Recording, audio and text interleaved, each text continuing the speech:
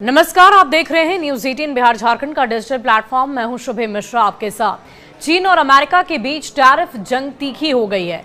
जिस तरह ये बढ़ गई है उससे दोनों देशों के बीच कारोबारी रिश्ते करीब करीब खत्म होते हुए दिख रहे हैं। एक दूसरे पर अमेरिका और चीन ने बेहद ऊंचे टैक्स लगा दिए हैं और इसके बाद दोनों देशों के लिए अपने अपने उत्पादों को एक दूसरे के यहाँ बेच पाना नामुमकिन सा नजर आ रहा है।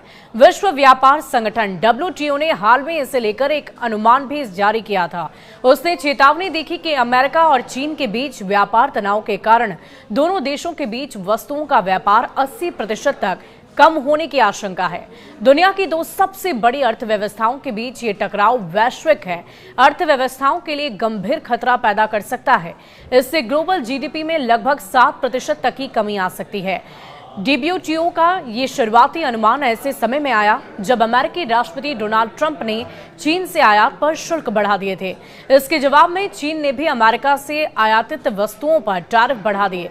ट्रंप ने चीन से दूरी बनाने की अपनी मंशा को साफ कर दिया है, जहां उन्होंने तमाम दूसरे देशों पर लागू टैरिफ को 90 दिनों के लिए रोक दिया। वहीं चीन को इस मुरव्वत से बाहर रखा गया है। इस स्थिति में भारत के लिए एक बड़ा खिलाड़ी बनने की संभावना निश्चित रूप से मौजूद है, लेकिन ये कई फैक्टर्स पर निर्भर करेगी।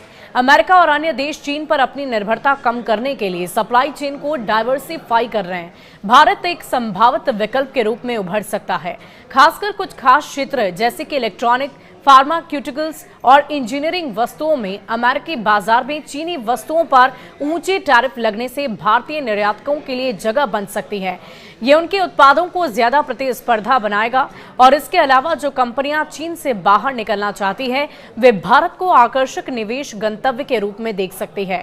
खासकर अगर भारत अपने कारोबारी माहौल और बुनियादी ढांचे में सुधार करता है, भारत एक बड़ा और बढ़ता हुआ घरेलू बाजार भी उसे बाहरी झटकों से कुछ हद तक बचा सकता है। हालांकि भारत के सामने कई चुनौतियां भी हैं। भारत को चीन के पैमाने और दक्षता के साथ प्रतिस्पर्धा करने के लिए अपनी मैन्युफैक्चरिंग क्षमता को काफी हद तक बढ़ाना होगा और इसी के लिए महत्वपूर्ण निवेश, बेहतर बुनियादी ढांचा और कुशल श्रम शक्ति की जरूरत होगी।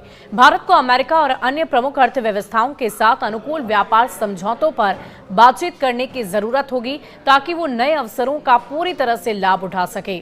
वियतनाम, मलेशिया, थाईलैंड और मेक्सिको जैसे अन्य देश भी सप्लाई चेन में डाइवर्सिफिकेशन के लाभ उठाने के लिए प्रतिस्पर्धा कर रहे हैं।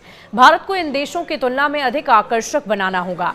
भारत को अपने रेगुलेटर इंफ्रास्ट्रक्चर को सुव्यवस्थित करने, नौकरशाही बाधाओं को कम करने और भूमि अधिग्रहण जैसे मुद्दों को हल करने की जरूरत होगी ताकि विदेशी निवेश को आकर्षित किया जा सके, साथ ही निर्यात को बढ़ाया जा सके। ये कहना मुश्किल है कि भारत के अलावा और कौन सबसे ज्यादा इसका लाभ उठाएगा।